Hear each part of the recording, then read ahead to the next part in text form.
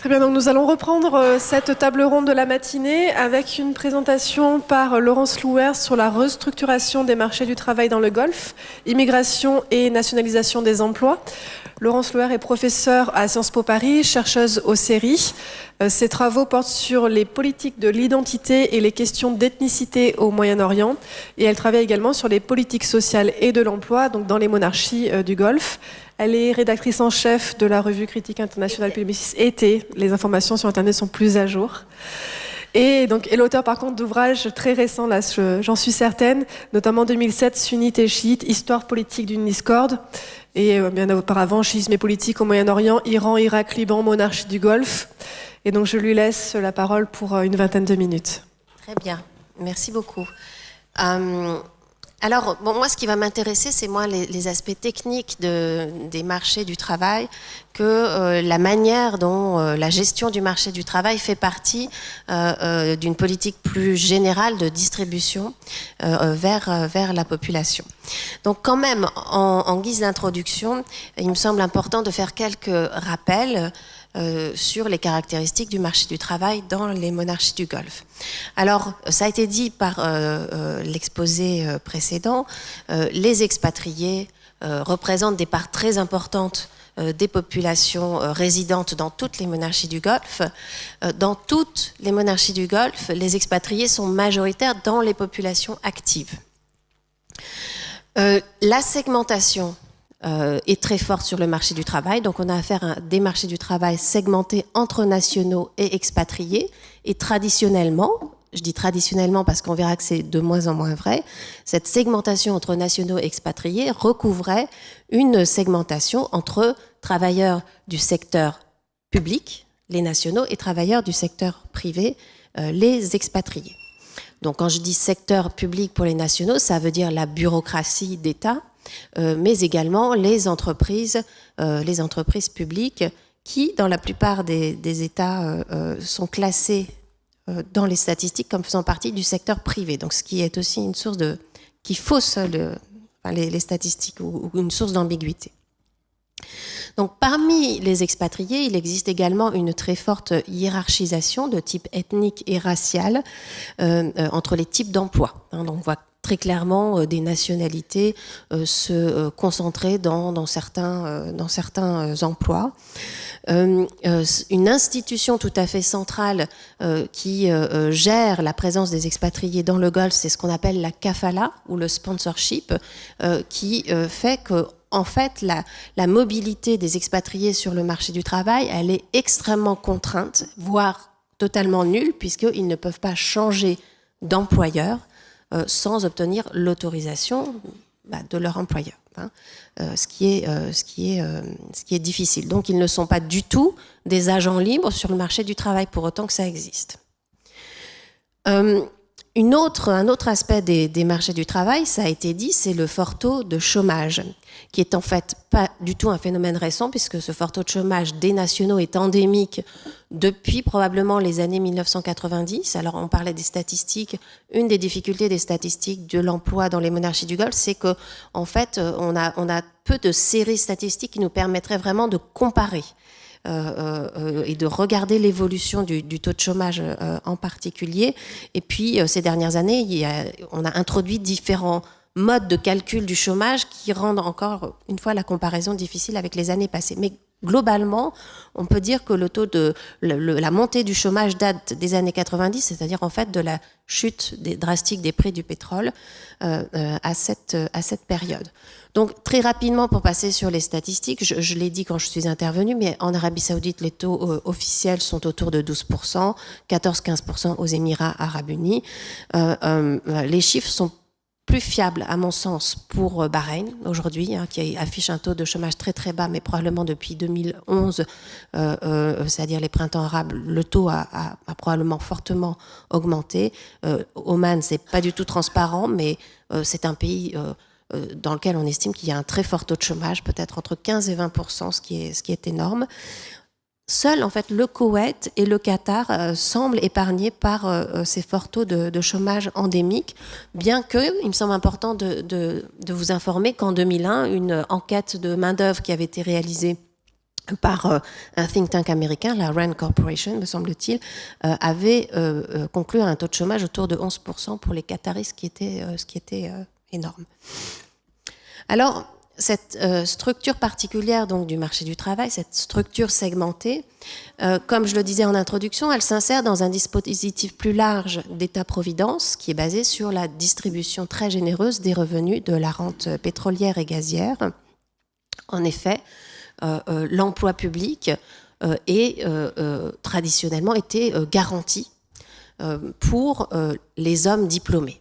Au départ, le pacte social, c'est vraiment que un jeune homme diplômé, alors au départ au minimum ayant le baccalauréat, puis ensuite les exigences ont augmenté, donc détenant un diplôme universitaire, pouvait postuler et obtenir un emploi dans la bureaucratie publique, et puis avec ce seul emploi pouvait subvenir largement aux besoins d'une famille relativement nombreuse. Donc on avait vraiment un modèle du male breadwinner, comme on dit en anglais, d'État-providence. Donc l'emploi public est toujours lié à des protections sociales qui lui sont spécifiquement attachées, notamment en matière de retraite, en matière de logement aussi, et certaines allocations familiales sont également directement dépendantes du statut de fonctionnaires. La plupart des constitutions ou bien des textes fondamentaux des pays du Golfe mentionnent explicitement qu'il est du devoir de l'État de fournir aux citoyens des emplois. Donc, vous voyez vraiment comment c'est inscrit au cœur de ce que, dans la littérature de sciences politiques sur les monarchies du Golfe, mais aussi très largement sur le monde arabe, on appelle le pacte social, d'accord, qui est basé, le pacte social, c'est en fait une forme d'échange politique dans lequel l'État distribue généreusement la rente pétrolière à l'ensemble des citoyens. Ça me semble vraiment important parce qu'on peut faire des tas de choses avec une rente pétrolière importante, mais ce qui vraiment distingue les monarchies du Golfe, c'est cette distribution très très large. Même s'il existe des discriminations, les personnes discriminées, les groupes ethno-confessionnels discriminés bénéficient aussi de la distribution de la rente pétrolière. Alors, historiquement, il me semble qu'il faut comprendre cette segmentation du marché du travail comme la conséquence de plusieurs phénomènes. D'une part, très clairement, le processus de construction de l'État moderne qui a amené les élites politiques à recruter massivement des nationaux pour construire véritablement et animer l'appareil d'État, mais également la segmentation du marché du travail a à mon sens été pendant longtemps un mécanisme de démarchandisation du travail national. Je m'explique. C'est un mécanisme de protection contre les dynamiques de marché qui plaçaient en fait au début de l'ère pétrolière, c'est-à-dire durant les premières décennies de l'industrialisation pétrolière entre les années 30 et les années 1950, qui plaçait les nationaux très largement au bas de la hiérarchie des emplois dans l'industrie pétrolière, tout simplement parce qu'ils ne constituaient pas une main-d'œuvre qualifiée. Donc à l'époque, on avait en fait un inversement total de la hiérarchie, puisque c'était les expatriés qualifiés, recrutés en Inde, recrutés en Iran, voire en Irak, dans les pays où il y avait une main-d'œuvre industrielle qui disposait des emplois les plus qualifiés, les plus rémunérateurs et les plus protégés dans l'industrie pétrolière, sans parler évidemment des expatriés occidentaux, pour la plupart britanniques et américains. Donc au fond, envoyer les nationaux dans le secteur public était une manière pour l'État de les protéger au fond des dynamiques de marchandisation et de les isoler dans un marché du travail spécifique, dans lesquels ils sont prioritaires et ils n'ont pas à entrer en compétition avec les travailleurs expatriés. Mais autre raison, à mon sens, de cette segmentation du marché du travail, c'est la volonté de fournir au secteur privé, aux entrepreneurs du secteur privé, un accès illimité à une main-d'œuvre bon marché et surtout limitée dans sa mobilité, donc en fait prisonnière, si vous voulez, de l'employeur. Et donc ayant des possibilités extrêmement limitées de négocier son contrat de travail, son salaire, ses conditions de travail et de protester d'une manière générale contre ces conditions de travail de manière à les améliorer. Donc on peut dire que la segmentation du marché du travail Elle est au cœur d'une sorte de double pacte.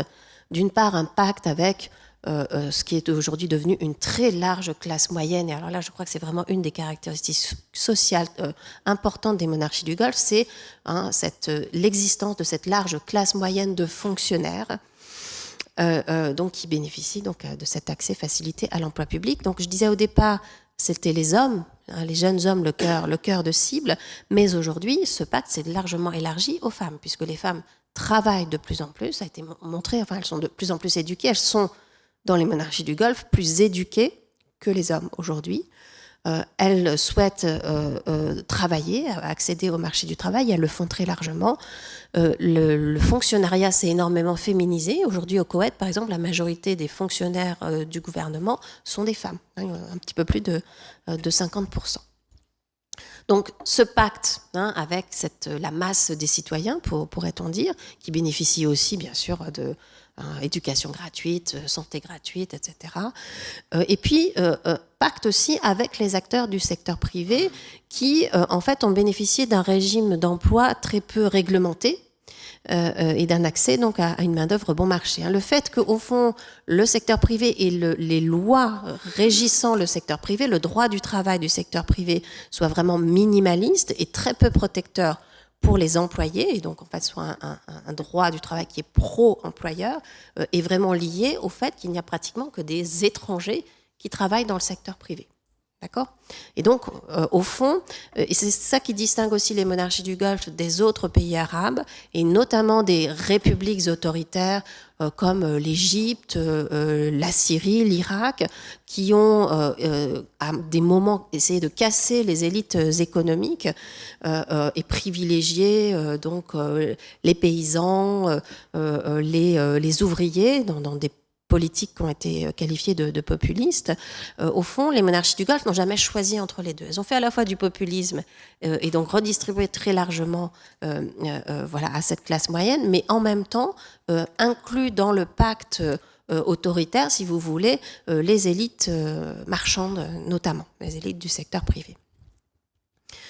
Donc actuellement, ce pacte social, il est, moi je dirais, en crise, en raison notamment du chômage endémique, qui modifie complètement la donne.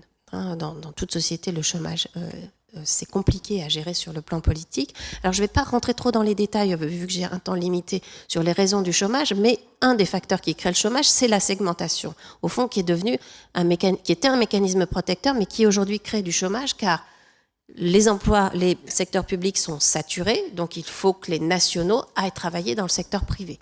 Or, cette transition ne peut pas s'opérer car le secteur privé est fait pour les expatriés. Les nationaux n'ont aucune envie d'aller y travailler parce que les conditions de travail, les salaires ne sont pas bons, et les employeurs n'ont aucune envie de les employer car ils préfèrent employer des expatriés qui sont souvent mieux formés et qui en plus ne peuvent pas, sont prisonniers de leurs employeurs à travers le système de la kafala.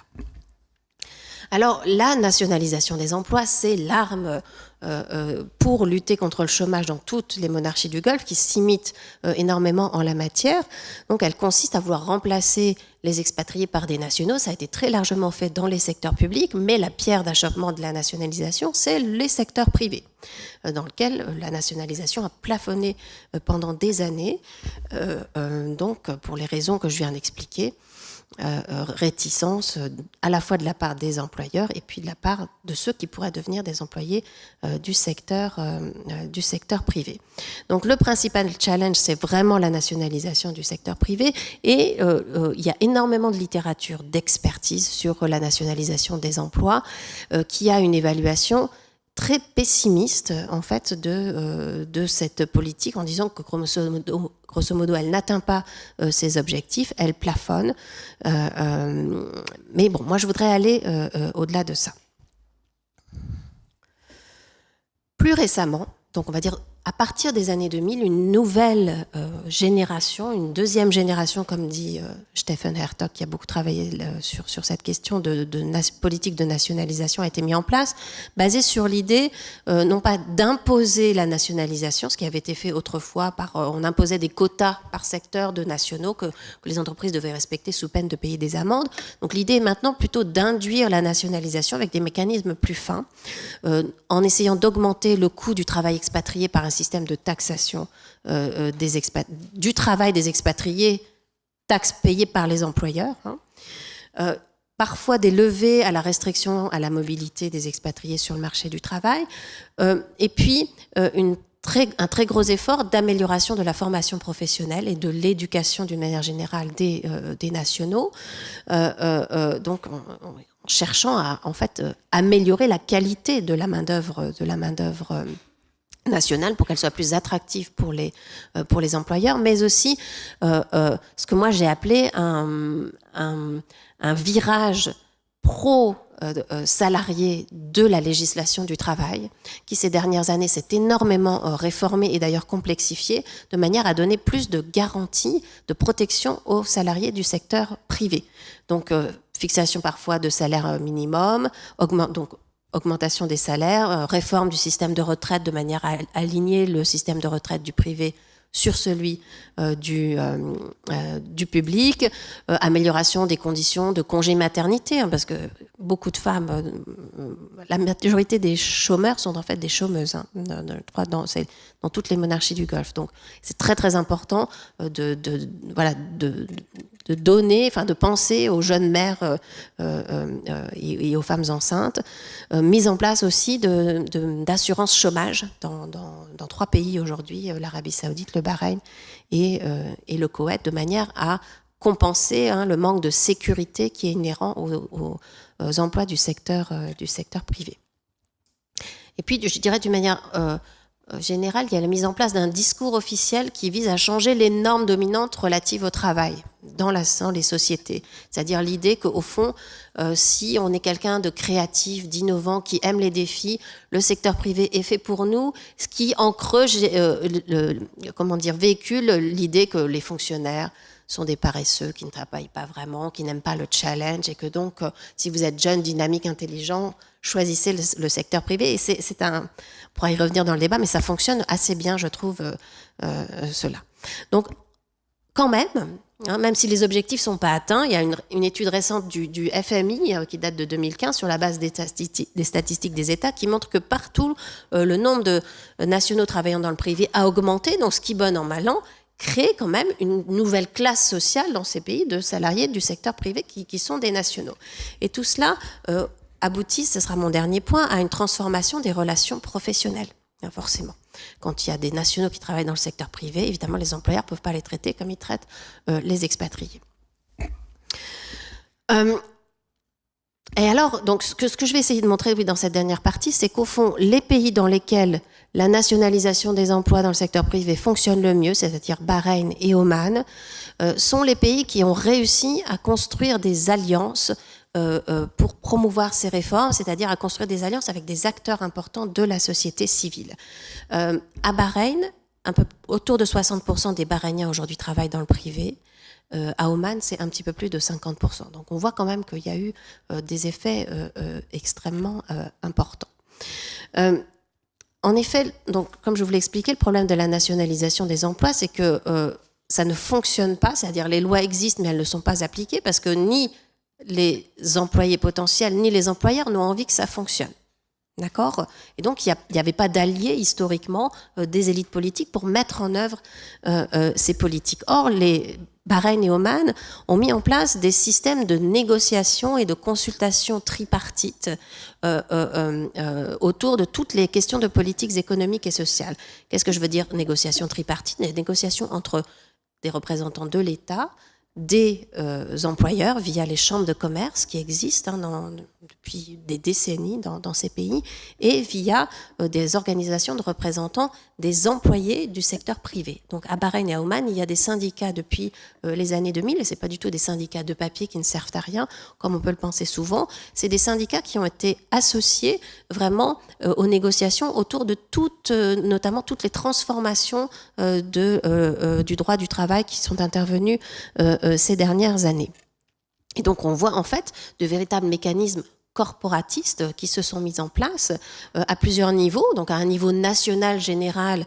Ces pays, mais également l'Arabie Saoudite sous une forme différente, ont mis en place des négociations annuelles ou bisannuelles au minimum entre donc les trois partenaires, si vous voulez, dans lesquels, en effet, on négocie, on discute de ce qu'il faut faire en matière de politique économique et de l'emploi, et comment dire, ce qui fait que ces politiques publiques, elles sont plus, ou elles sont beaucoup moins top-down comme elles l'étaient auparavant.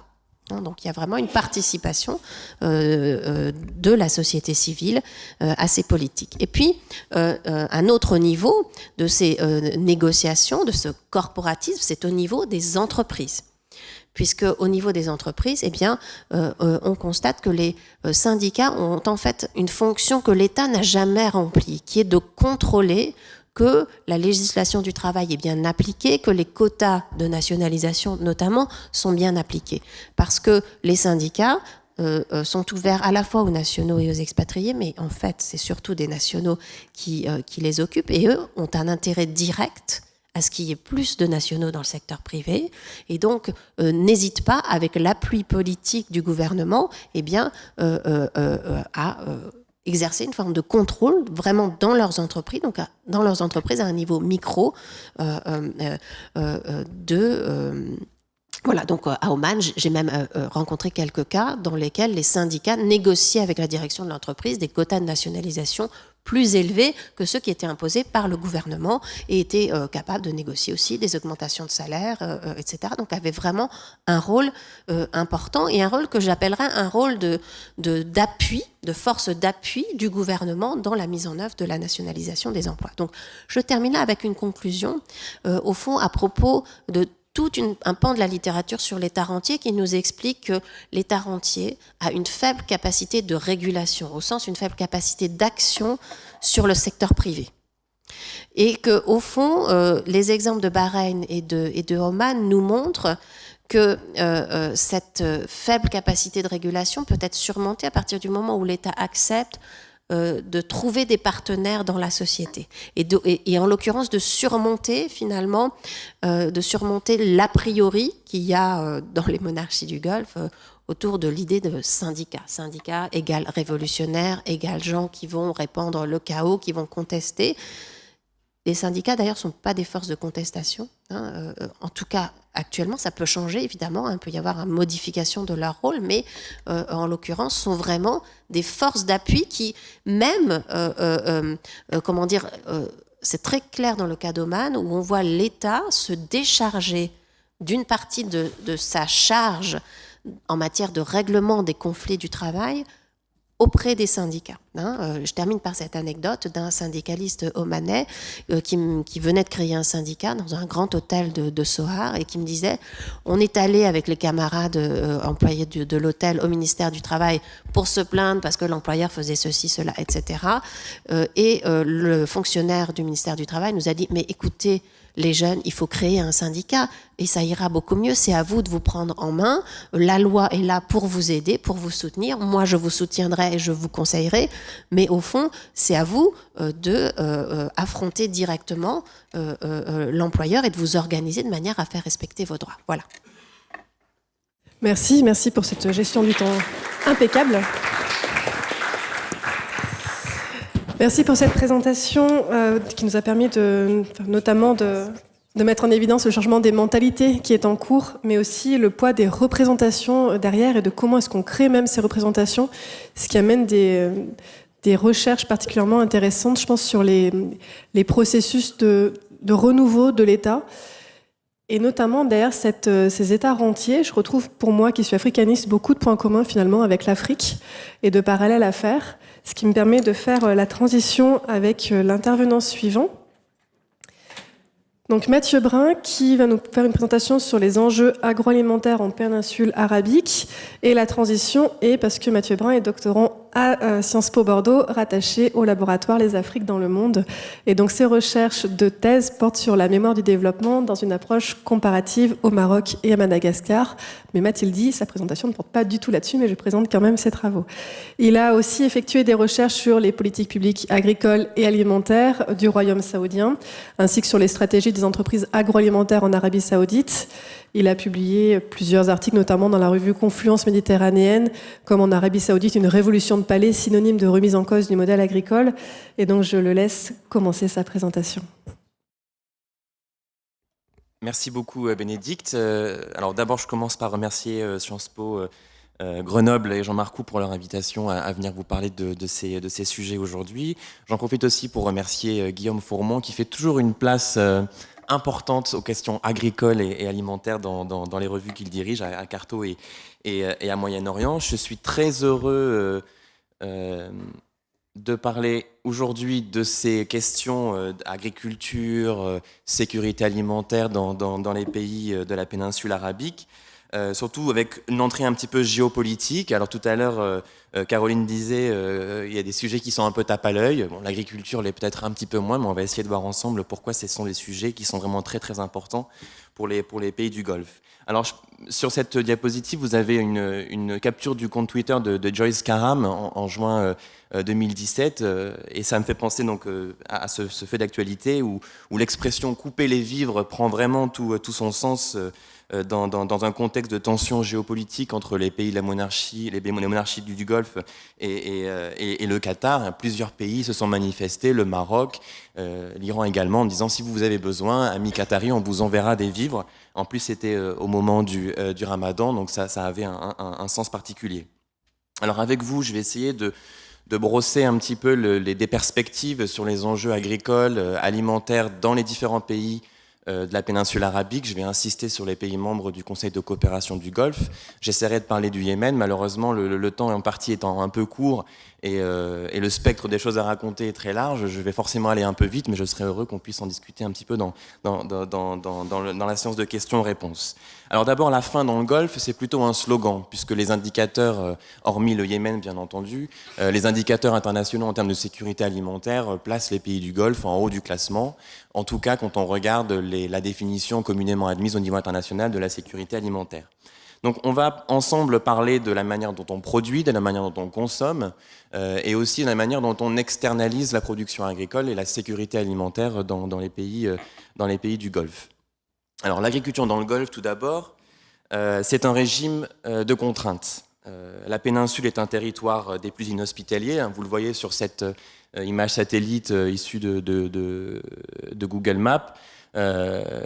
D'emblée, on voit bien que les zones pour produire sont limitées, même si on est à un niveau assez élevé. Mais la mise en valeur agricole des plaines et des montagnes dans les pays du Golfe, elle est largement limitée, puisque l'agriculture reste cantonnée à des espaces très limités, les côtes et certaines vallées, les oasis. Donc dans ce paysage marqué par les contraintes naturelles et anthropiques, les impacts du changement climatique vont aussi aggraver la dégradation des sols, l'artificialisation des sols et affecter les processus physiques et biologiques qui permettent la production agricole. Il y a eu des études qui ont été publiées dans Nature Climate Change en 2015 sur l'avenir de la température et du climat dans les pays du Golfe, et c'est très très préoccupant. Donc quelques éléments de géographie physique. Je remercie encore la revue Carto et Moyen-Orient pour les schémas, les cartes et les graphiques que je vous présente aujourd'hui. Donc on a dit qu'il y a de très fortes contraintes sur les pays du Golfe. Si on commence par la terre, en termes de superficie qu'on peut utiliser pour faire de l'agriculture. Bien sûr, aujourd'hui, on peut faire dans des serres, on peut faire même pousser de la production agricole sans terre. Néanmoins, les chiffres sont ce qu'ils sont. Le graphique du haut vous présente les terres arables en 2013 en milliers d'hectares et la part de terres arables dans la superficie totale du pays. Alors l'Arabie Saoudite, on est à 1,5% du territoire. Oman, c'est encore moins, 0,1%. Les Émirats à 0,6%. Et le Yémen, lui, est celui qui s'en sortirait probablement le mieux, à 2,3% de sa superficie en terres arables. En ce qui concerne l'eau, là je ne vous apprends rien, simplement le fait de mettre des chiffres permet d'y voir un petit peu plus clair. On fixe ce seuil de pauvreté hydrique par an et par habitant à 1000 mètres cubes, et les chiffres sont particulièrement préoccupants pour les pays de la péninsule arabique. Koweït, c'est seulement 7 mètres cubes. Je me souviens quand j'avais écrit le papier dans Carto, Guillaume m'avait dit « mais t'es sûr de ça? Vérifie plusieurs fois ». Et malheureusement, oui, j'en suis sûr, même si c'est des chiffres qui datent, les choses ne changent assez peu. D'autres pays sont mieux lotis. Oman est à 323 mètres cubes par habitant et par an. mais les Émirats, le Qatar ne dépassent pas, Qatar c'est 36 et les Émirats 98. Alors au Yémen, c'est très difficile d'avoir des chiffres précis sur ces informations-là. On est autour de 125 mètres cubes, en sachant que les prévisions sont très très négatives. La capitale Sanaa manque déjà d'eau. Et si on se projette à quelques décennies, il y a des études qui sont très pessimistes sur la disponibilité en eau de la ville.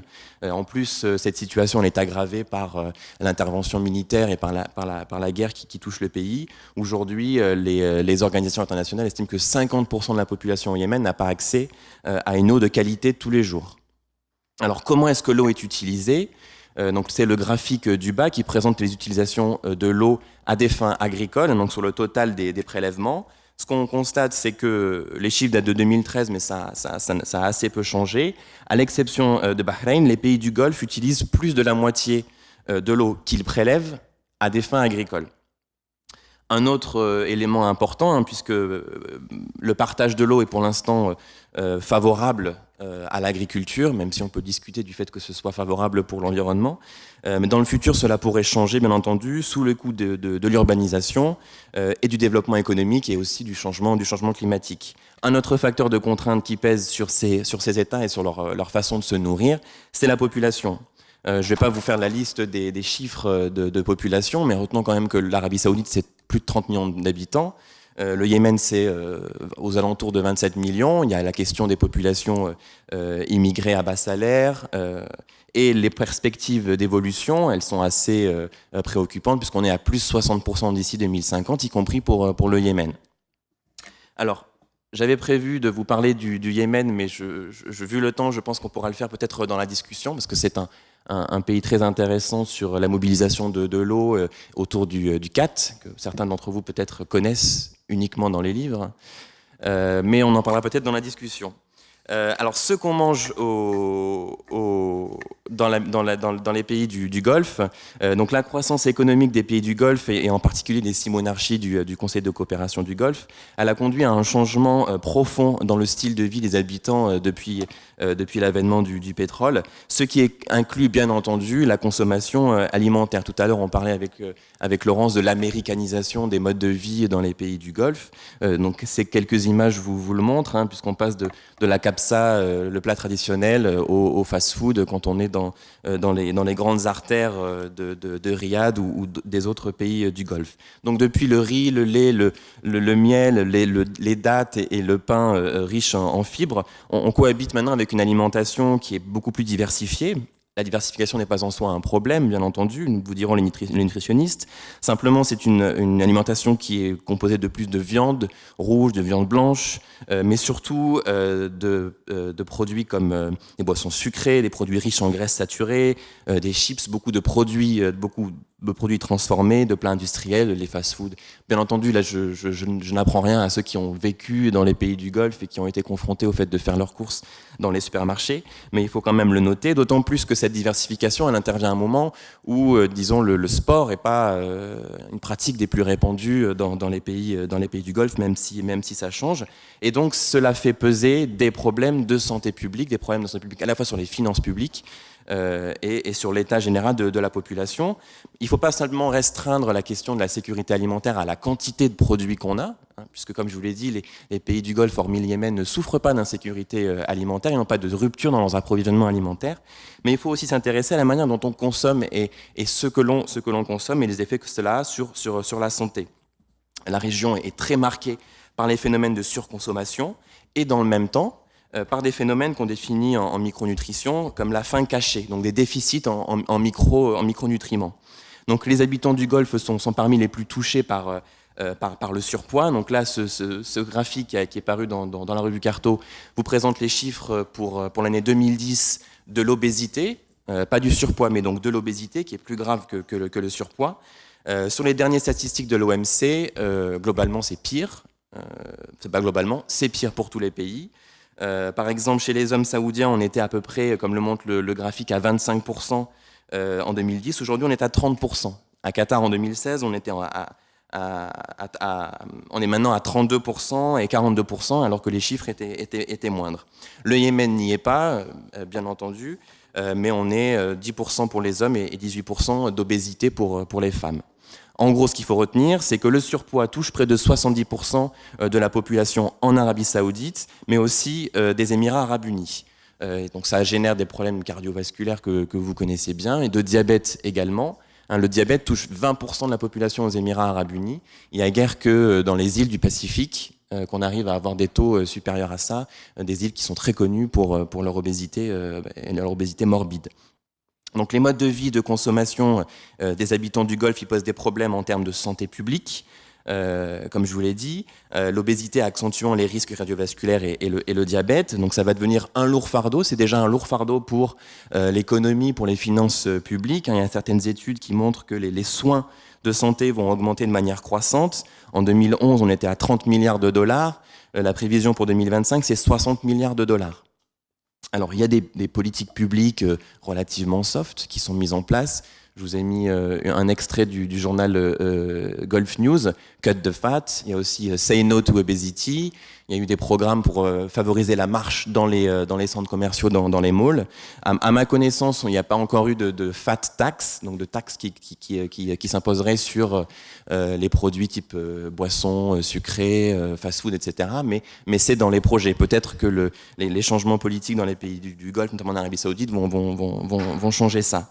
Une autre question à laquelle on pense assez peu, c'est le gaspillage alimentaire.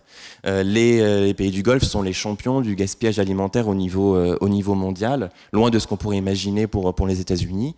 En Arabie Saoudite, bon, les chiffres varient bien entendu, mais si on prend ceux que j'ai trouvés, c'est 430 kilos de nourriture qui sont jetés par an et par habitant. En Europe, on est à 275. Aux États-Unis, on est à 300. Ça comprend à la fois le gaspillage alimentaire au niveau de l'assiette, mais aussi dans le processus de production. Alors, comment se nourrir ? Ça peut paraître irréel. La présentation précédente de Jean-Marc Huissou, on a rapidement parlé sur la production agricole en Arabie Saoudite. Au cours du temps, les stratégies agricoles ont beaucoup évolué dans la région. Je prends rapidement le cas de l'Arabie Saoudite, qui est à mon sens le plus marquant. L'Arabie Saoudite est un des pays parmi les membres du Conseil de coopération du Golfe qui a eu les politiques agricoles les plus volontaristes, et ce, dès les années 1940 et particulièrement après le début de la période pétrolière.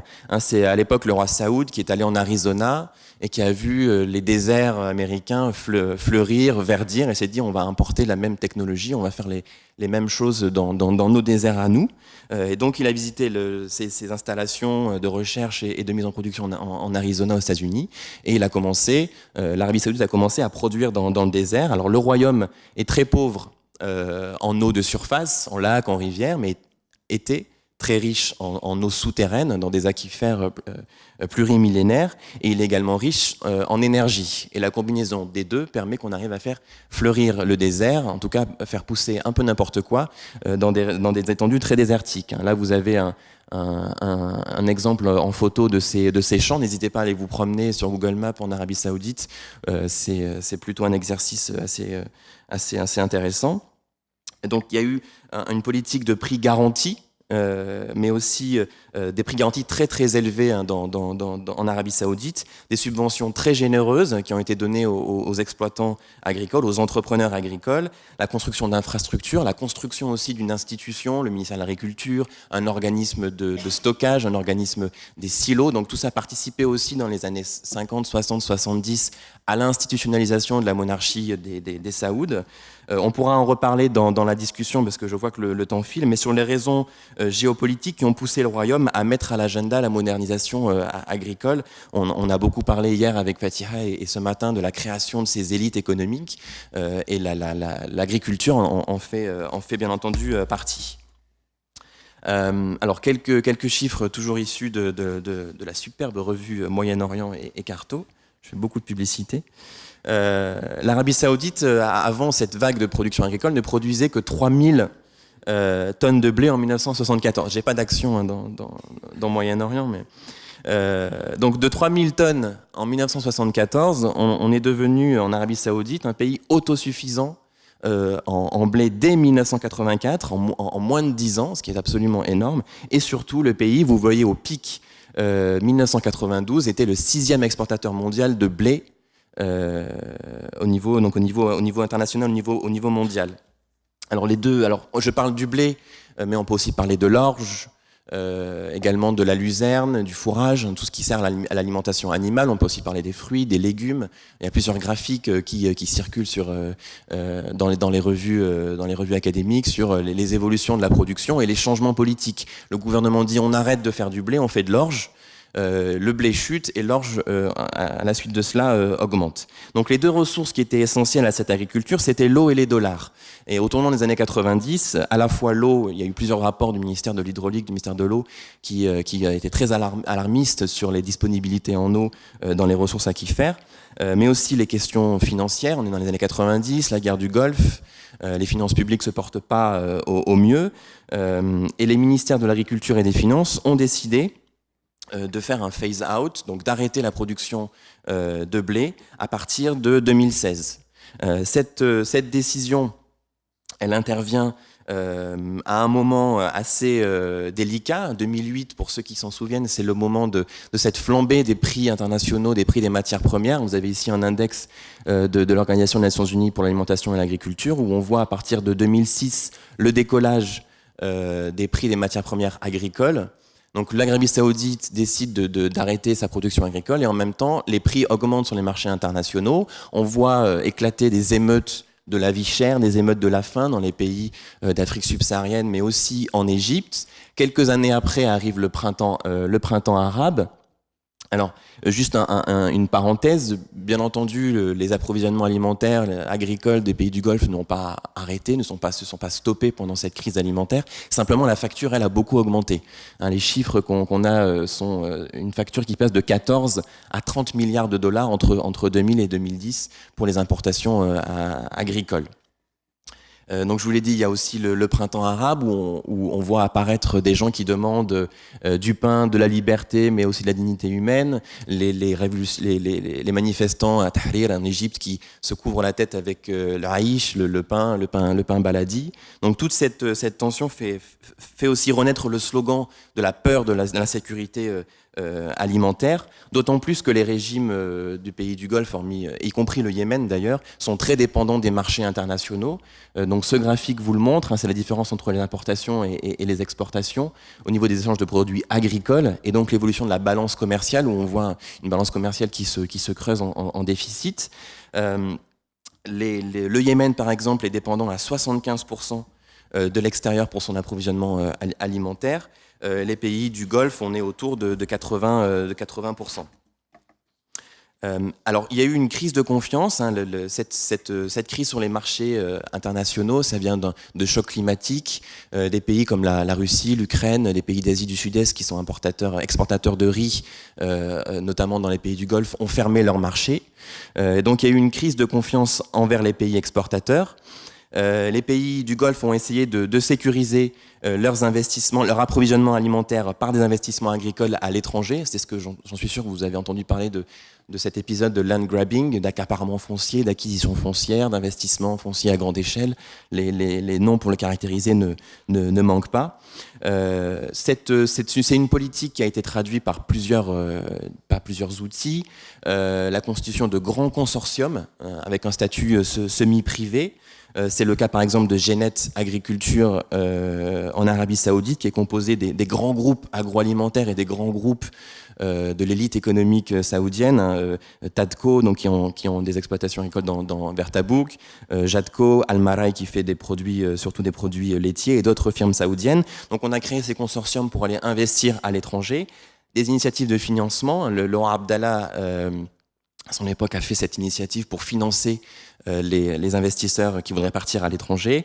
Une diplomatie économique. Les fonds souverains qataris, notamment, ont créé cette branche de QIA qui s'appelle Hassad Food pour investir à l'étranger. Des forums économiques, une initiative très volontariste de la part des pouvoirs saoudiens, qataris, de forums économiques, en Afrique notamment. Donc, étaient visés, voilà, là j'ai pris l'exemple de la firme Amtar, Jenan, qui vient des Émirats Arabes Unis, qui a investi dans beaucoup de pays, le Mozambique, l'Égypte, le Pakistan, la Serbie, l'Espagne aussi. Ils ont créé une co-entreprise qui s'appelle Amtar, qui veut dire, je crois, la pluie en arabe, et qui a été établie au nord du Soudan. Voilà, donc là, c'est des extraits de leur film de communication, pardon.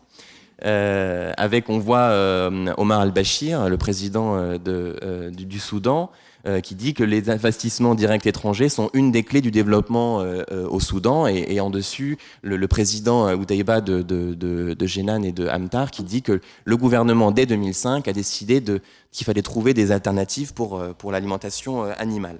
Alors, je passe rapidement parce que je vois que le temps file et que ma voisine regarde ma montre de manière très sérieuse. Vous avez, j'en suis sûr, entendu parler de ces investissements fonciers, le land grabbing. Je vous signale juste cet extrait d'un article qui s'appelle The Man Who Stole the Nile. Donc vous sentez déjà l'importance de la question dans les pays notamment nilotiques. Cet homme, c'est Mohamed El Hamoudi, qui est un saoudo-éthiopien qui a été récemment arrêté dans les purges en Arabie Saoudite, qui est le premier investisseur privé en Éthiopie et qui était sous l'égide du roi Abdallah, celui qui devait ramener du riz pour nourrir le pays. Alors pour conclure, je voudrais insister sur ce que j'ai appelé un petit peu de manière maladroite cette révolution de palais en Arabie Saoudite dont a beaucoup parlé hier Fatiha. Simplement, le gouvernement en Arabie Saoudite est resté très prudent sur les investissements financiers, les investissements à l'étranger. Ce qu'on imagine, c'est-à-dire acheter des terres, louer des terres, produire, a finalement eu peu de résultats empiriques sur le terrain, en raison des difficultés logistiques, mais aussi de la pression de la communauté internationale, des difficultés sur le terrain, un manque de connaissances en matière agronomique, bien entendu. Quand le Golfe, les pays du Qatar investissent au Nigeria ou au Kenya, ce sont des Indiens ou des Pakistanais qui viennent produire. Alors ces échecs et c'est aussi comme tous les atermoiements de la puissance publique saoudienne face aux problèmes de l'eau, s'explique au moins en partie par le mode de gouvernance collégiale qui était propre à la monarchie saoudienne, du moins ce qu'il était il y a encore quelques semaines, puisque ce système, hier, a été bien décrit par Fatiha dans son exposé, reposait sur différents pôles de la famille royale qui garantissaient une forme d'équilibre interne, mais qui était surtout signe d'inertie politique. Le nouveau prince héritier, Mohamed Ben Salman, MBS, qui est l'ancien ministre de la Défense et qui est le chef du Conseil économique et social, a chapeauté ce plan dont on a déjà parlé hier, Vision 2030, et il l'a annoncé en avril 2016. Bon, on pourrait dire que c'est un peu un des paradoxes toujours de l'économie et de la planification saoudienne, un goût prononcé pour le libéralisme, mais en même temps un attachement à la planification étatique. Ce plan, il prévoit des réductions des subventions sur l'eau, ce qui fait beaucoup grogner les gros agro-producteurs dans les pays en Arabie Saoudite, des réductions des subventions sur le carburant et l'électricité, puisque c'est ce qui faisait tourner l'agriculture en Arabie Saoudite, la mise en place d'une TVA, ce qui est extrêmement nouveau, et la volonté également de réformer le modèle agricole. On parlait de ce renouveau des élites économiques. Le ministre de l'Agriculture est un ancien CEO, donc un ancien président directeur général d'Al-Maraï, qui est une grosse firme en Arabie Saoudite, et il n'a pas été concerné par les purges, il est surtout toujours maintenu au ministère de l'Agriculture, et c'est lui qui doit produire un plan de transformation de la filière agricole. Ce plan, très rapidement, et pour conclure, il repose sur 2 piliers: continuer à produire au niveau national des produits très spécifiques, comme l'alimentation animale, le lait, le blé n'est pas concerné, le lait, les yaourts, et en même temps continuer à investir à l'étranger, mais plutôt qu'à acquérir des terres, investir sur toute la supply chain, donc toute sur la filière agroalimentaire. Donc là, j'ai seulement pris l'exemple de la signature de l'accord entre la firme SALIC, donc Saudi Agricultural and Livestock Investment Company, qui est une firme publique, qui a pris le contrôle du Canadian Wheatborne Council, qui est le plus important marketing board canadien et le plus gros vendeur mondial de blé et d'orge en 2012. Et donc avec cet investissement, là je parle de l'Arabie Saoudite, mais on est sur les mêmes sujets, les mêmes enjeux, les mêmes cas pour le Qatar ou pour les Émirats Arabes Unis, c'est de contrôler la filière agroalimentaire sur toute sa chaîne en fait. Voilà, désolé, j'ai été beaucoup trop long. De manière très égoïste, je vous mets quelques publications. On n'est pas très nombreux à travailler sur le sujet, donc c'est pas de l'autopromotion, mais un peu de lecture pour votre week-end. Merci beaucoup.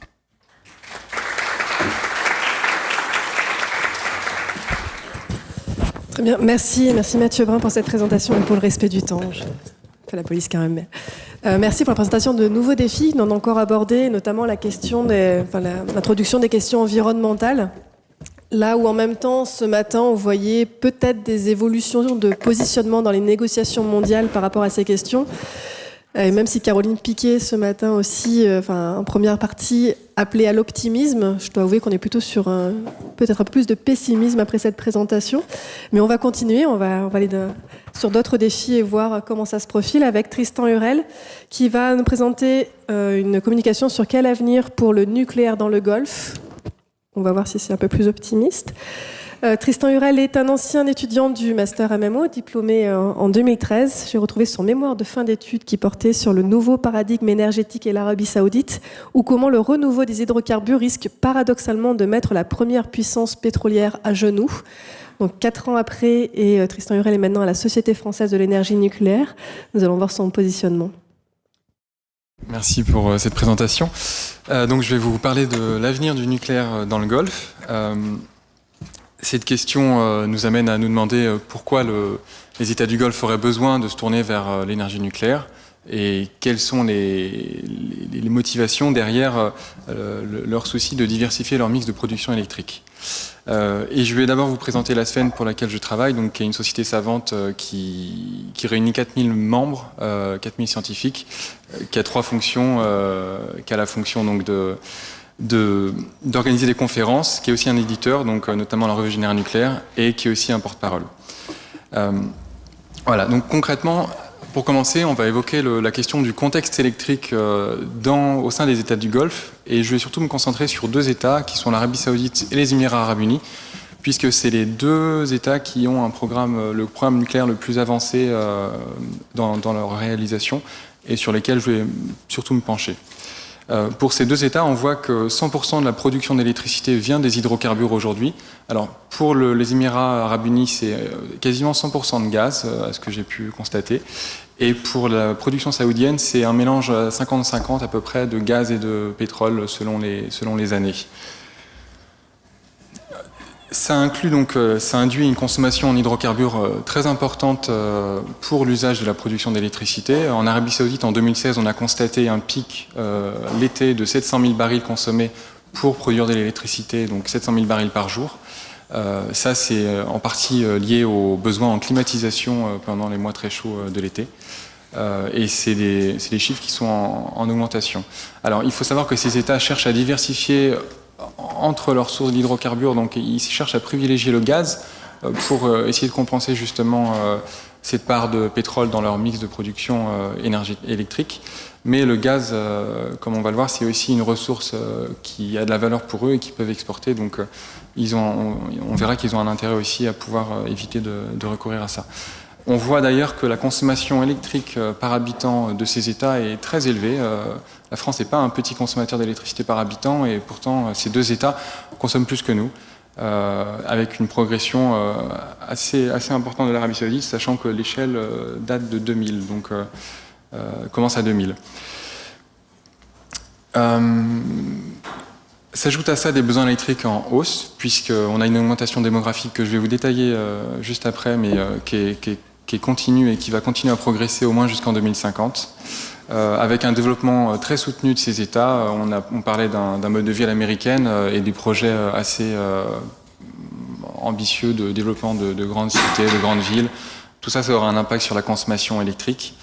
On constate aussi une électrification croissante des usages, donc en particulier par la désalinisation, puisque ces États dépendent entièrement quasiment de la production d'eau potable par la désalinisation, qui consomme beaucoup d'énergie. Donc en Arabie Saoudite, c'est pour l'instant beaucoup par du thermique, donc c'est par du pétrole ou du gaz, du fuel. Et aux Émirats Arabes Unis aussi, il y a un développement un peu plus important ici qui se fait pour avoir de la désalinisation à partir directement d'électricité. Et on voit du coup qu'il y a un potentiel pour avoir de nouveaux usages d'électricité à ce niveau-là. On a aussi l'enjeu de la climatisation, donc avec l'augmentation de la population, ça va forcément augmenter les besoins, mais aussi les transports. Si le marché mondial se tournent vers des véhicules, ou en tout cas des transports de plus en plus électrifiés, ces pays-là qui ne sont pas producteurs de voitures devront forcément petit à petit se tourner vers ces technologies-là. Et dans la pratique, on a un pic de consommation électrique qui a été estimé en 2015 par le gouvernement saoudien à 120 gigawatts pour 2032, alors qu'aujourd'hui, ils ont seulement 77 gigawatts de capacité installée. Donc il y a un énorme gap à franchir pour arriver à subvenir à terme à leurs besoins électriques. Donc là, on a les dernières projections des Nations Unies pour l'Arabie Saoudite en termes d'évolution démographique. On voit qu'à l'horizon 2050-2060, on a une progression de 10 millions d'habitants, voire 15 millions d'habitants par rapport à la population actuelle qui est à 31 millions. Donc ça va forcément induire une augmentation de la consommation d'électricité. Pour les Émirats arabes unis, la tendance est la même, elle est même presque plus importante. Donc pour ces deux États, la problématique est identique. Donc on constate qu'il y a un besoin de diversifier le mix électrique, puisque la part des exportations d'hydrocarbures dans le PIB est toujours essentielle, comme le montre le graphique à gauche. Alors on constate une double baisse. La première, elle est liée en 2009 à la crise économique qui a fait que le pétrole a baissé. Et la deuxième, elle est liée aussi à la baisse récente du pétrole. Alors cette baisse, ça ne veut pas dire que le pétrole n'est pas important dans leur PIB ou est devenu moins important, elle veut juste dire que les ventes de pétrole sont moins importantes en termes de volume, et ça a été compensé pour beaucoup par un recours à l'endettement, enfin pas l'endettement, mais ils ont puisé dans leurs réserves pour compenser. Donc dans le total, ça baisse, mais le besoin est toujours le même. Et pourtant, face à ça, on a des capacités de production pétrolière qui sont limitées, donc on pourrait se dire ils peuvent tout simplement juste augmenter leur capacité de production pour compenser cette hausse des besoins d'électricité, et donc cette baisse des exportations qui est induite avec ces besoins. Mais c'est techniquement pas possible, puisque le marché il est quand même il est plus complexe que ça, notamment dans le cadre de l'OPEC, il y a des obligations de production, et il n'y a techniquement pas forcément la possibilité de produire plus. Et donc on a un besoin de préserver ces capacités d'exportation pour assurer la stabilité financière de ces États. Alors concrètement, pourquoi le nucléaire? Quels sont les atouts de cette énergie pour les États du Golfe? Donc on voit que c'est une énergie qui est en adéquation avec leurs objectifs et leurs priorités de développement. D'abord parce que c'est un vecteur d'emploi hautement qualifié, donc les intervenants précédents ont rappelé qu'il y avait un fort besoin d'emplois nationaux. Le nucléaire, ça rentre parfaitement dans cette logique, avec des emplois très qualifiés, très techniques, très, très technologiques. En France, il faut savoir par exemple que le nucléaire, les employés du nucléaire sont 2 fois plus qualifiés que la moyenne de l'industrie nationale. Donc c'est vraiment une industrie qui se prête à une saoudisation des emplois, une nationalisation des emplois. C'est aussi une filière qui est créatrice d'une industrie domestique de haute technologie, avec des débouchés potentiels sur différents secteurs. Et enfin, c'est un marqueur de réussite et de puissance, puisque c'est quand même une énergie très difficile à maîtriser. C'est sans doute une des technologies les plus compliquées à maîtriser au monde. Et s'ils arrivaient à la maîtriser, pas forcément dans la construction, mais dans une partie du cycle, et à terme peut-être dans la construction, ce serait pour eux un marqueur de réussite. Et concrètement, le nucléaire est aussi capable de fournir de nouveaux services pour ces États, donc notamment dans la désalinisation. On parlait tout à l'heure des besoins en désalinisation. Certaines sources évoquent 40% de la consommation énergétique de l'Arabie Saoudite qui serait dévolue à la désalinisation. Le nucléaire peut permettre de désaliniser donc, en produisant l'électricité sans recourir au pétrole. Et il faut savoir aussi que beaucoup de start-up travaillent aujourd'hui, notamment aux États-Unis, mais il y a beaucoup de programmes étatiques en Chine, en Russie, même en France, qui travaillent sur des petits réacteurs modulaires d'une puissance de 50 à 200 mégawatts, alors qu'en général, un réacteur est compris entre 1 gigawatt, donc 1000 mégawatts, et 1700 pour l'EPR, par exemple. Donc c'est vraiment des petites unités qui produisent quand même beaucoup et qui peuvent être installées. Donc c'est le cas de NuScale, donc c'est les 2 images que je vous montre. C'est une entreprise américaine qui développe un petit réacteur modulaire qui intéresse fortement certains États du Golfe parce qu'il peut être installé directement sur un site de production, par exemple l'usine de dessalement, et il pourrait alimenter en continu du coup cette usine.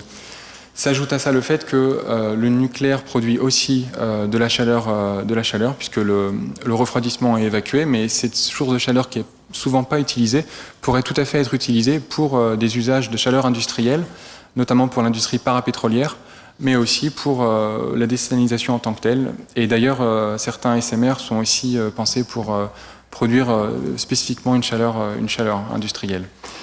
Donc à ce niveau-là, il y a un vrai potentiel. Enfin, par ailleurs, c'est une énergie qui est disponible, donc la technologie elle est mature, elle est exploitée depuis plusieurs décennies, depuis les années 50. Elle est disponible auprès de plusieurs États. Les plus grandes puissances, en général, disposent de ces technologies. Et il n'y a pas de problème d'accès aux ressources, puisque l'uranium est réparti principalement dans des pays qui sont sûrs, à savoir le Canada, l'Australie, le Kazakhstan aussi, et de manière assez équitable. Et on verra d'ailleurs que l'Arabie Saoudite a des ambitions dans la production d'uranium.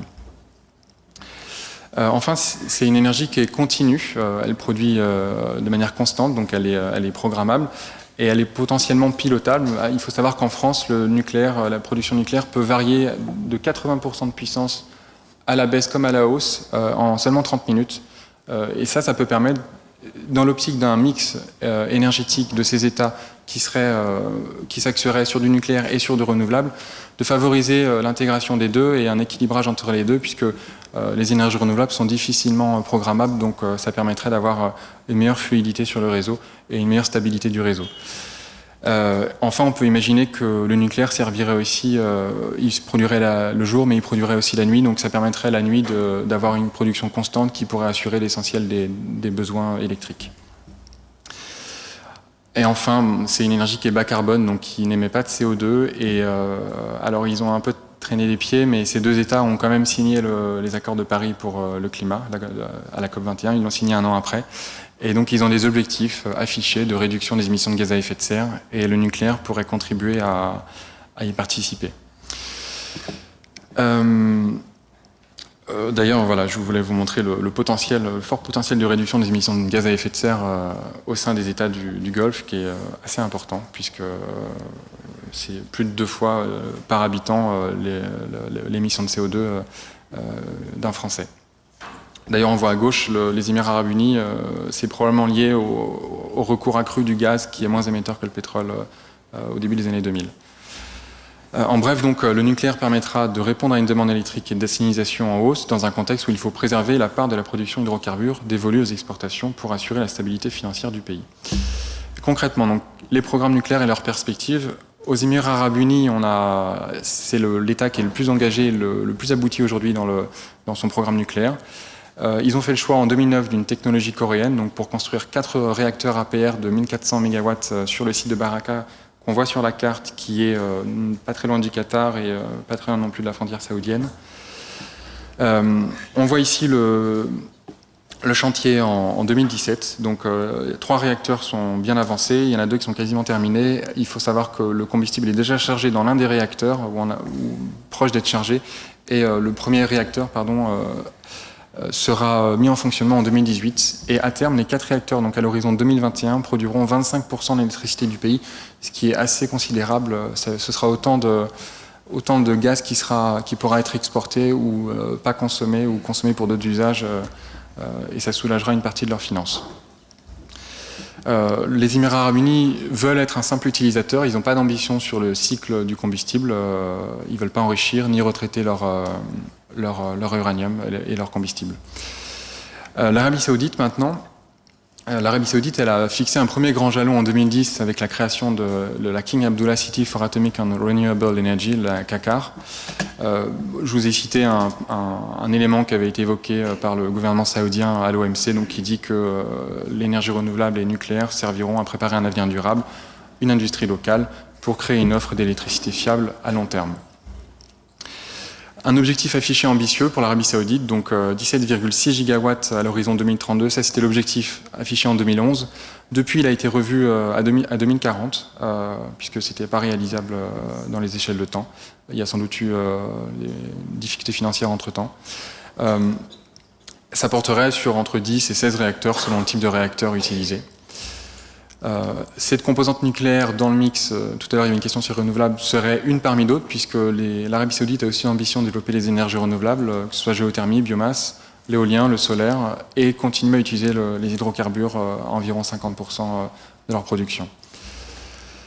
Cette ambition, elle a été reprécisée en 2016 par le nouveau prince héritier dans le National Transformation Programme 2020, donc, qui fait partie du plan Vision 2030, dans lequel, je vais vous le préciser un petit peu après, 1,4 milliard de dollars sont consacrés pour la CACAR, donc le programme de recherche sur ces sujets, et sur 5 ans, et dans lequel 75% est dévolu au nucléaire, le reste aux énergies renouvelables.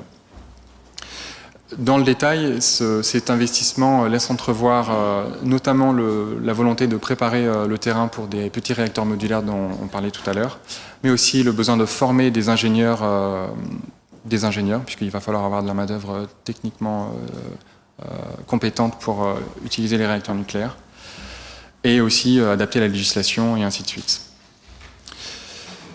L'Arabie Saoudite a exprimé sa volonté d'être autonome dans la production d'uranium. C'est un souhait qui a été confirmé en octobre par le président de la CACAR. Donc, ils veulent miner leur propre uranium. Donc, il y a un programme qui est en cours en Arabie Saoudite à ce sujet. Plusieurs accords de coopération ont été signés, donc aux États-Unis en 2008, en France, en Corée, en Chine. Alors la Chine, je vous ai mis une photo, donc ça c'était en 2017, je crois. La Chine s'est mis d'accord avec l'Arabie Saoudite pour produire un réacteur très innovant de 4e génération, donc qui n'est pas vraiment encore en fonctionnement, mais qui pourrait être construit en Arabie Saoudite assez prochainement, qui est un réacteur à haute température, qui laissera entrevoir aussi des usages notamment liés à la chaleur industrielle. Enfin, il y a eu un appel à manifestation d'intérêt qui a été exprimé par l'Arabie Saoudite ces derniers mois et ces dernières années pour un appel d'offres, le premier appel d'offres sur le nucléaire qui portera sur 3 à 4 gigawatts. Et l'appel d'offres est attendu, le lancement de l'appel d'offres est attendu pour la fin 2018, voire le début de l'année 2019. Voilà. Qu'en est-il des autres États? Je ne les ai pas évoqués, donc il y a encore dans le Conseil de coopération du Golfe le Bahreïn, le Koweït et le Qatar. Alors c'est assez ambigu puisque le Koweït aurait abandonné son programme en 2011, mais pourtant il réfléchirait avec la Russie. En tout cas, la Russie lui aurait proposé de développer des petits réacteurs modulaires très récemment. Donc il y a encore des questions en suspens sur leur programme nucléaire. Il est probable que si les deux autres États, donc les Émirats arabes unis et l'Arabie saoudite, ont leur propre programme qui fonctionne, notamment pour les petits réacteurs modulaires, peut-être que ces États seront tentés aussi à leur tour de se lancer dans cette aventure. Qu'en est-il de la France? Je veux quand même vous parler un petit peu de la France dans ce cadre-là. Donc la France avait perdu le contrat aux Émirats arabes unis en 2009 au profit des Coréens. Mais pour autant, elle n'est pas absente puisque l'entreprise Assystem a joué un rôle déterminant dans la bonne réalisation du chantier, en tant que maître d'œuvre notamment. Et en février 2011, donc, la France et l'Arabie saoudite a signé un accord intergouvernemental pour développer la coopération dans les domaines de la production et de l'utilisation de l'énergie nucléaire à des fins pacifiques. Et enfin, EDF donc, est en lice pour proposer les 2 EPR pour répondre à l'appel d'offres, à l'appel à projet qui sera lancé fin 2018. Voilà, merci pour votre... Merci beaucoup. Pardon, je m'étouffe aussi. Merci. Vous avez notamment fait le lien avec les politiques de l'emploi abordées en première partie. Je ferai tout de suite le lien naturellement aussi avec les politiques environnementales ici et savoir si la question se pose et comment elle se pose par rapport au nucléaire. Mais je vais laisser la salle poser les questions. Je propose de prendre un groupe de questions et après d'opérer les réponses. Je vais aller voir si notre intervenante revient.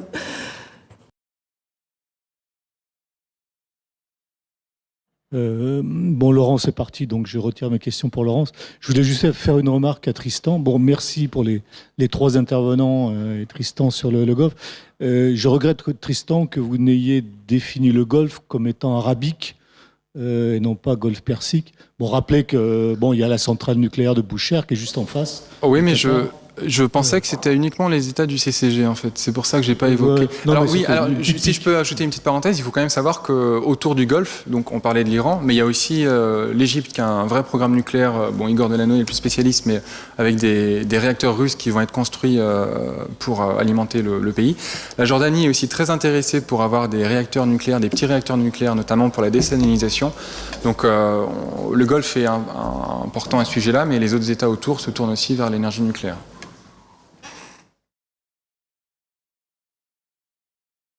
On prend un groupe de questions. Allez-y. Une question pour Mathieu Brun. Je suis là, à droite, là. Voilà, ma question c'est y a-t-il une conscience écologique, même minime, dans les sociétés du Golfe et quelle est la place du secteur biologique dans l'agriculture de ces pays? Merci. Je propose qu'on prenne les autres questions, comme ça on fera des réponses groupées après, pour aller manger quand même. Oui, bonjour, merci pour vos interventions. J'ai une question pour Tristan. Tristan, tu as évoqué la volonté de l'Arabie Saoudite d'être autonome en matière d'uranium. Comme chacun sait, il n'y a pas de gisement d'uranium en Arabie Saoudite. Donc comment est-ce qu'ils vont faire? Ils vont aller taper à la porte des Kazakhstanais, ils vont essayer de racheter des parts en Australie, au Canada. Est-ce qu'il y a des pistes déjà qui sont un peu évoquées? Alors, moi, je ne sais pas qu'il n'y a pas d'uranium en Arabie Saoudite. L'uranium, il y en a un peu partout. C'est possible qu'il y ait des réserves en Arabie Saoudite. On peut aussi extraire de l'uranium de l'eau de mer. C'est très récent, donc je n'ai pas creusé la question. Je pense qu'ils ont quand même l'ambition de faire des prospections sur leur territoire, qui est quand même vaste. Peut-être qu'ils ont des réserves quand même à creuser, en tout cas. Phosphate, ça veut dire quoi? Il y a de l'uranium dans l'uranium. Bah voilà, on a la réponse du coup. Oui, juste une petite remarque sur la question environnementale. C'est bien gentil de parler des émissions de gaz à effet de serre, de CO2, pardon. Mais dans les gaz à effet de serre, il y a quand même beaucoup d'autres choses. Et parmi ces autres choses, il y a les gaz fluorés, dont les principaux émetteurs sont les systèmes de climatisation. Ce qui fait que développer du nucléaire pour ne pas faire de carbone, mais au profit de l'émission de gaz fluorés, je suis pas sûr que ça soit... Mais le gaz fluoré sera émis de toute manière, puisque la climatisation elle va continuer à être utilisée. Donc si on peut éviter la double peine environnementale, c'est quand même... à ce sujet-là, c'est quand même intéressant. Peut-être que ça serait bien d'arrêter de faire des bâtiments en verre dans un pays où il fait 55 degrés à l'ombre aussi.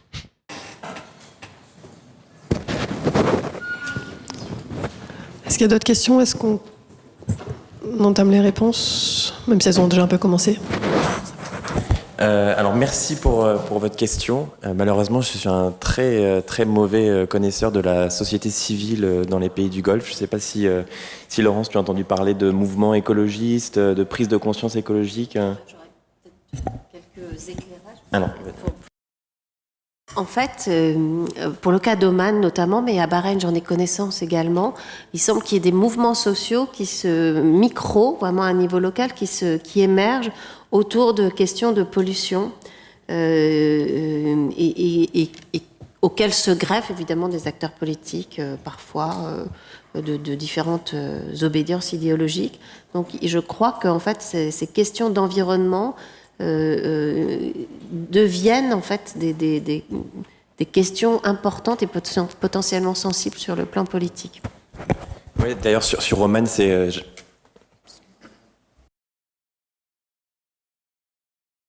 J'avais pas pensé tout de suite à Oman, mais effectivement, surtout sur la biodiversité, il y a beaucoup de choses qui se sont faites. Le Oman a accueilli la négociation du protocole de Nagoya sur la convention biodiversité. Il y a 3 grandes conventions dans les Nations Unies. L'une d'entre elles a été accueillie par Oman, donc il y a aussi une diplomatie environnementale. Beaucoup de travaux d'ONG qui travaillent sur les récifs coralliens notamment. Oman devrait pouvoir arriver à conserver ces récifs coralliens malgré le changement climatique et les conséquences de ce réchauffement. Alors sur l'agriculture biologique, les processus qui sont aujourd'hui imaginés, conçus, notamment dans le cadre du plan de sécurité alimentaire du Qatar, sont des processus qui sont sans terre, donc sur substrat neutre, avec de l'hydroponie, donc avec des procédures très très intensives en technique, en capital technique et en connaissances, dans lequel les productions sont censées être pas forcément certifiées, mais au moins utiliser le moins possible de pesticides, d'engrais, etc. Mais on ne peut pas imaginer une agriculture comme celle qui était celle de l'Arabie Saoudite sans l'utilisation dans les années 80-90 d'engrais, pesticides et autres. Il y a une question là. Alors, là d'abord, mademoiselle. Oui. En fait, je voulais poser une question pour des pays comme le Qatar ou le Bahreïn qui ont une superficie assez limitée. Est-ce que, enfin, hormis l'achat de terres cultivables à l'étranger, comme en Indonésie ou en Afrique, est-ce qu'ils ont une stratégie nationale en fait pour remédier à ce problème ou pas? Je vais poser une question à Laurence. Bon, j'ai trouvé très intéressant ce qu'elle nous a dit sur le poids du syndicalisme, ou du moins le rôle du syndicalisme dans la définition un peu des rapports sociaux. Alors, c'était connu pour Bahreïn depuis très longtemps, y compris dans les années 50, où il y a eu des grèves organisées par des syndicats dans l'industrie du pétrole. Ce qui m'a plus surpris, ce sont des syndicats à Oman, où là, il n'y a pas de tradition ni industrielle, ni de militantisme syndical type classique années 40-50. D'où sort le syndicalisme omanais? Est-ce qu'il y a d'autres questions pour les réponses? Alors, à Bahreïn, le syndicalisme n'est légal que depuis 2002. Donc c'est vrai qu'il y a un mouvement ouvrier en fait depuis la fin des années 30, mais la revendication d'être légalisé en tant que syndicat n'avait jamais été acceptée. Donc c'était des syndicats underground, la plupart du temps liés au mouvement marxiste. Et donc la légalisation en 2002 est intervenue en fait dans le cadre de la politique de libéralisation politique générale. Et aujourd'hui, les syndicats sont plutôt liés au mouvement islamiste chiite. Donc il y a eu un changement idéologique. Pour le cas d'Oman, les syndicats ont été légalisés en 2006, en fait, suite à l'accord de libre-échange avec les États-Unis, qui a été signé, qui incluait un chapitre qui disait que les deux parties devaient respecter les conventions de l'OIT. Et donc, suite à cela, les syndicats ont été créés. Ce qui est intéressant, c'est au fond la manière dont leur rôle a évolué avec la politique de nationalisation des emplois, et notamment après 2011, qui a vraiment été 2011, c'est-à-dire les mobilisations, le printemps arabe. Oman a été directement frappé puisqu'il y a eu pendant plusieurs mois des grèves, des manifestations sauvages, notamment dans la ville de Sohar, qui est un grand port industriel aujourd'hui, et ça a été un véritable traumatisme pour les Omanais, qui ont en fait utilisé les quelques syndicats qui existaient pour essayer de résoudre les grèves sauvages qui étaient faites par des gens qui n'étaient pas syndiqués, et donc au fond un rôle d'apaisement des conflits. Et puis à partir de là, c'est à partir de là qu'on voit vraiment le rôle des syndicats se transformer. Au début, j'imagine qu'il n'existait que sur le papier. Bon, il fallait faire plaisir aux États-Unis, etc. Mais après, au fond, leur rôle fonctionnel est apparu directement, et le gouvernement s'est de plus en plus appuyé sur eux pour, au fond, imposer la politique de nationalisation à laquelle le secteur privé était extrêmement réticent. Alors, merci pour votre question. Je vais répondre en 3 temps. En plus, j'ai du temps puisqu'il n'y a pas d'autres questions derrière. Donc Ah, il y en a une? D'accord. Mince. Donc je vais être rapide. Alors. La première réponse que je veux vous faire sur le Qatar que je connais mieux que Bahreïn. En 2011, ils ont eux aussi produit une QNFSP, donc Qatar National Food Security Policy. Le site internet ne marche plus depuis quelques semaines, voire quelques mois. Ils ont essayé de recruter à Paris des grands communicants développement durable pour diriger ce programme. Finalement, c'est un Indien qui l'a dirigé. Un grand programme qui, au début, effet d'annonce aidant, prévoyait qu'à 10 ans, 70% de l'alimentation au Qatar serait produit localement. C'est une chimère, c'est complètement impossible. Aujourd'hui, avant que le site internet ne ferme, on disait 30, 40% d'ici 2025-2030, Inch'Allah. Mais c'est vraiment une chimère, même s'il y a des technologies, hein, vous allez sur internet un petit peu, vous verrez ces techniques d'hydroponie. Le Japon a importé des gros containers avec tout ce qu'il faut pour produire des tomates sans sol, des pommes de terre sans terre, etc. Formidable. Le deuxième volet de la question, c'est sur la notion d'investissement foncier. Aujourd'hui, on n'est plus du tout dans une optique d'achat, de location de terre.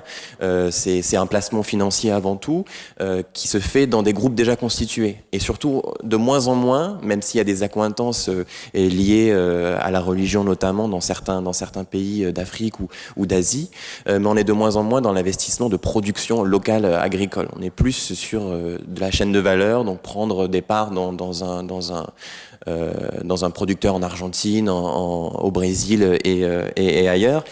D'ailleurs, par exemple, l'Égypte, ou qui n'est pas loin, qui est un pays relativement frère selon les pays de la monarchie, enfin les monarchies du Golfe, la firme Al-Dahra, qui vient des Émirats Arabes Unis, a investi dans le sud de l'Égypte, vers Toshka, des grandes surfaces agricoles. Simplement, ils ont diminué leur production et surtout 50% restent sur le pays parce qu'il y a eu des problèmes liés à l'approvisionnement en énergie, les taxes et aussi des considérations politiques, sécuritaires par rapport à ça. Donc on limite l'impact. Et le troisième volet, j'ai quand même été très long, mais c'est l'internationalisation malgré tout de cette stratégie de sécurisation des approvisionnements alimentaires. Alors Qatar est le champion. Ils ont créé une Global Dry Land Alliance, donc une alliance des pays désertiques avec l'Australie, le Maroc, les États-Unis, pour faire de la recherche ensemble, parce que c'est une question qui traverse l'ensemble des pays, y compris l'Espagne, hein, puisque le pourfendeur de cette alliance est l'ancien ministre des Affaires étrangères espagnol. Donc il y a quand même une internationalisation de cette question de la sécurité alimentaire et de très très forts investissements dans la logistique. On a parlé tout à l'heure avec Caroline, je crois, du Jebel Ali Free Trade, les ports des Émirats, le port de Qatar qui veut construire aussi un port en eau profonde pour se protéger, en particulier du commerce intra-régional. Merci. Oui. Oui, bonjour. Ma question est pour Madame Loer.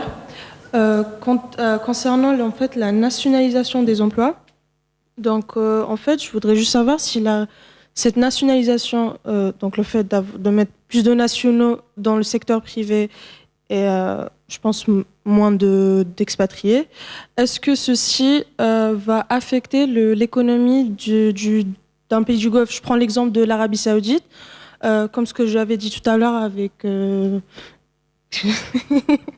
Et donc avec... je pense que vous êtes au courant par rapport à l'Arabie Saoudite. Là, avec cette nationalisation, il y a plus d'expatriés qui quittent le territoire. Donc le fait que, voilà, moi, à mon avis, je pense que d'ici quelques années, il y aura moins d'expatriés en Arabie Saoudite. Donc est-ce que vous pensez que ceci va affecter l'économie du pays? Oui, bien sûr, la nationalisation des emplois va affecter et affecte déjà l'économie du pays. Le mantra des employeurs qui sont contre la nationalisation, c'est de dire, mais en fait, avoir plus de nationaux affecte notre compétitivité. Et donc, les coûts du travail augmentent et donc tout ça, c'est problématique pour nous. Un deuxième impact, c'est en effet le fait que voilà, certaines professions sont nationalisées en priorité et donc il y a moins d'expatriés, il y a moins de d'emploi pour les expatriés, comme le secteur bancaire par exemple, mais aussi la téléphonie mobile qui fait partie des secteurs cibles, les assurances, enfin bon, ce style de choses.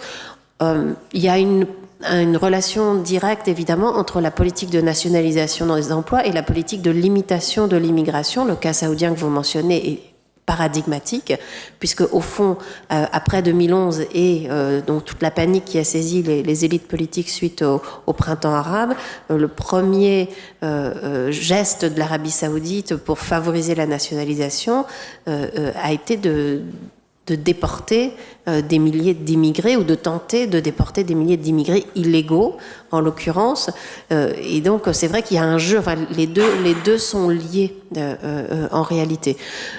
Maintenant, le fait que beaucoup d'expatriés quittent l'Arabie saoudite en ce moment, je pense que c'est moins lié à la nationalisation qu'à l'augmentation de la vie et aux taxes qui sont introduites.